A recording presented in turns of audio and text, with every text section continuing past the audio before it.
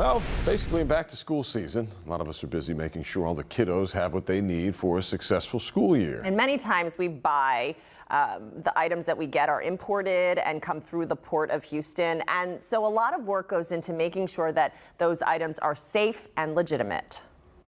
So we're looking at the cargo 24 hours before a container's put on a vessel in whatever country. In an exclusive interview with U.S. Customs and Border Protection, KPRC2's Zach Lashway gives us a behind-the-scenes look at the many layers of work and surveillance officers perform to keep us safe from counterfeit and dangerous items.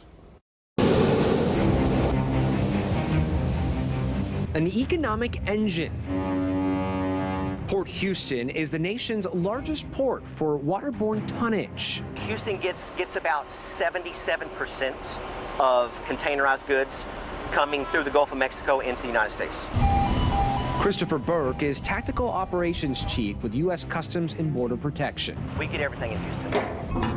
And it's Burke's job, along with other CBP officers, to inspect all ships and containers. So we're looking at the cargo 24 hours before a container's put on a vessel in whatever country. Depending on the threat depends on what action is taken and when. If the threat is immediate, it's addressed immediately. All other containers are removed from the ship and scanned. Some will require additional scanning off-site at area warehouses, which we'll get to in a moment. Others will be scanned at the port. We'll also open the doors on these containers, and these officers will actually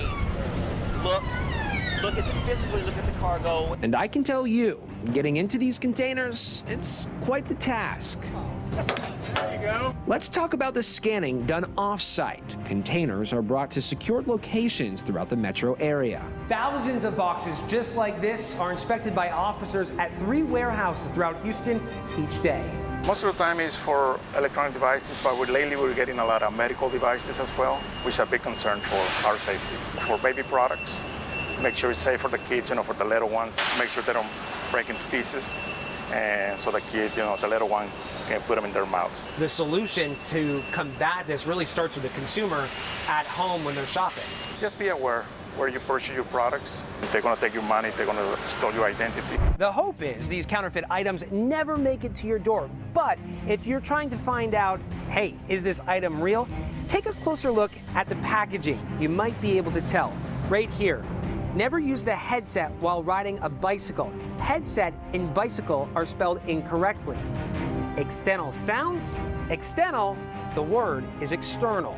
In the grand scheme of things, counterfeit headphones seem to be pretty benign, but could they be blanketing something more nefarious? Absolutely. So the sale of counterfeit headphones or any counterfeit goods, the money could be used to go back into the bad guys. A fight that's never ending, but worth fighting from all angles, ensuring our children and consumers are safe.